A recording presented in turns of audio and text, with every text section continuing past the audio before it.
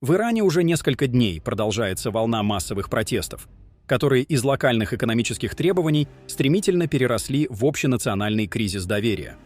Судя по сообщениям международных агентств, география выступлений расширяется, а сами акции затрагивают и крупные города, и западные провинции, где фиксируются наиболее жесткие столкновения. По данным Reuters и Associated Press, речь идет о крупнейших уличных выступлениях со времен протестов 2022 года, а число погибших за первые дни исчисляется как минимум несколькими людьми. Одновременно сообщается о раненых и задержанных. Отправной точкой стала экономика, резкое ухудшение уровня жизни, скачки цен, давление инфляции и падение национальной валюты. Именно фактор валютного обвала звучит как один из ключевых триггеров. В стране усиливается ощущение, что обычная жизнь больше не держится на прежних механизмах, а государственные обещания компенсировать рост цен воспринимаются многими как запоздалые и недостаточные. На этом фоне власти одновременно демонстрируют два подхода. С одной стороны, звучат заявления о готовности к диалогу и признание наличия реальных социально-экономических проблем, с другой — силовые структуры предупреждают о нулевой терпимости к насилию, поджогам, атакам на полицейские участки и госучреждения. Такая двойственность, приглашение к диалогу при параллельной мобилизации силовиков, обычно и указывает на то, что власть видит в происходящем не просто протест, а потенциальную угрозу управляемости. Внутри протестов, судя по доступной картине, смешались несколько слоев. Часть участников выходит из-за цен, курса валюты и общего падения покупательной способности, а другая часть — с более широкими политическими лозунгами и требованиями перемен. В разных городах фиксируются разные сценарии. Где-то толпы ограничиваются митингами и перекрытиями улиц, а где-то возникают столкновения, попытки штурма или поджоги объектов. Это важный момент, потому что именно он дает властям возможность отделять законные требования от деструктивных элементов. Формулировка, которую повторяют высокопоставленные иранские чиновники, объясняя жесткие меры необходимостью защиты порядка и предотвращения хаоса. Но главный фактор, который резко поднял ставки вокруг иранских событий, это внешнеполитическая реакция Вашингтона и, прежде всего, максимально резкое заявление Дональда Трампа.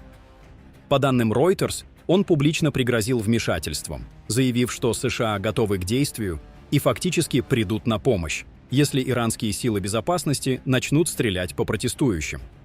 Такая формула – не дипломатическое давление и даже непривычные слова о санкциях, а прямое обозначение военной опции в связке с внутриполитическим кризисом в другой стране.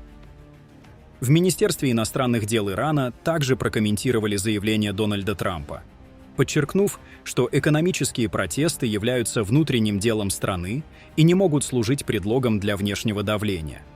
В Тегеране заявили, что любые попытки вмешательства под гуманитарными лозунгами будут расценены как нарушение суверенитета, при этом отметив, что вооруженные силы страны находятся в состоянии повышенной готовности. Для Тегерана подобная риторика – почти идеальный повод перевести внутреннюю турбулентность в плоскость внешнего вмешательства и мобилизации против внешнего врага. И реакция последовала практически мгновенно. Иранские официальные лица предупредили, что вмешательство США будет рассматриваться как попытка дестабилизации региона и удар по американским интересам. В публичных заявлениях звучит мысль: если Вашингтон попытается войти в иранский кризис силовым образом, последствия выйдут далеко за пределы Ирана, затронут весь Ближний Восток, где находятся американские силы, базы и инфраструктура. Особенно показательно, что в ответной риторике Тегерана подчеркивается не только красная линия суверенитета, но и конкретная логика сдерживания. Ряд иранских политиков прямо или косвенно напоминают, что американские объекты в регионе могут стать целями в случае авантюрных действий против Ирана. Это классический сигнал. Если вы поднимете ставки, мы расширим поле конфликта. И в то же время попытка психологически воздействовать на американскую аудиторию, потому что тема безопасности военных в регионе всегда болезненна для любой администрации США. Не менее важно и то, как официальный Тегеран старается расколоть саму картину протестов. В заявлениях звучит тезис: есть мирные протестующие, например, предприниматели и торговцы, у которых действительно есть социально-экономические претензии, а есть те, кто якобы действует организованно, провоцирует насилие и работает на внешние цели. С точки зрения властей, это удобная конструкция. Она одновременно оставляет дверь приоткрытой для переговоров с умеренными и оправдывает силовые действия против радикалов. На практике это означает, что в ближайшие дни у протеста будет два ключевых испытания. Первое. Сохранится ли его массовость и география, если давление силовиков усилится? Второе. Смогут ли протестующие удержать инициативу без перехода значительной части акций в насилие? Потому что чем больше разрушений и атак на госучреждения, тем проще государству легитимизировать жесткий разгон, и тем сложнее протесту удерживать симпатию молчаливого большинства, которое боится распада управляемости и экономического коллапса. На этом фоне вмешивается третий игрок – Израиль, причем не обязательно в прямом военном смысле, а как фактор стратегических расчетов.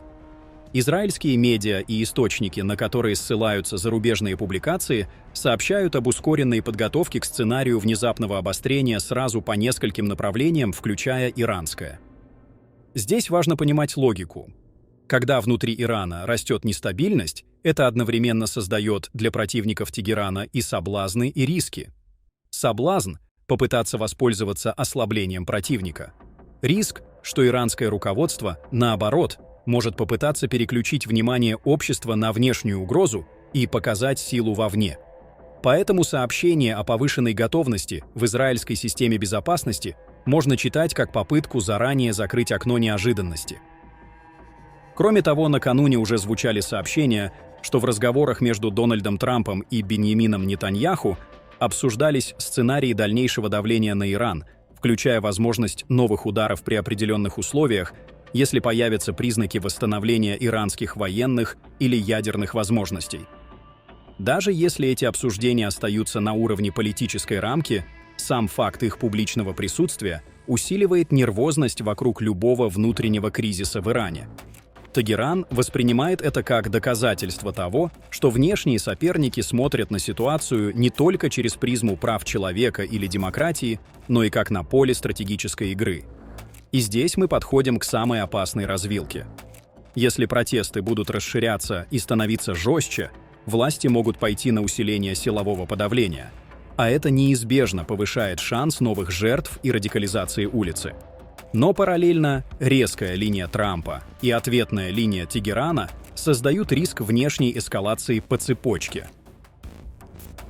Любое крупное столкновение внутри страны может стать триггером для заявлений о спасении, ответе, красной линии, а затем для шагов, которые уже невозможно быстро откатить назад. По сути, прямо сейчас Иран находится в точке, где внутренний социально-экономический кризис начинает превращаться в кризис безопасности, а затем в элемент регионального противостояния. И чем дольше будут продолжаться протесты, тем сильнее будет давление на руководство Исламской Республики одновременно с двух сторон. Изнутри – из-за стоимости жизни и недоверия, и снаружи – из-за угроз, сигналов и попыток использовать момент слабости. Отдельно стоит подчеркнуть, даже если часть сообщений из соцсетей и неофициальных источников может быть преувеличена, официальная международная картина уже достаточно серьезна сама по себе. Крупнейшие международные агентства фиксируют масштаб протестов. Сообщения о погибших, рост напряженности и крайне резкие заявления политических лидеров, что указывает на сохранение повышенного внимания к ситуации в ближайшие дни. И главный вопрос теперь не в том, есть ли протесты и насколько они масштабны, это уже факт. Главный вопрос в том, смогут ли стороны и внутри Ирана, и вокруг него не превратить этот внутренний кризис в спусковой крючок для более широкой региональной эскалации.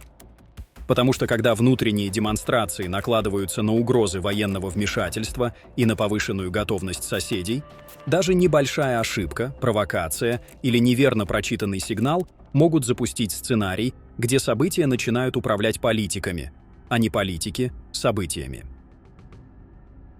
Пишите ваше мнение в комментариях и подписывайтесь на наш канал, чтобы не пропускать самые важные и актуальные новости мира и Ближнего Востока.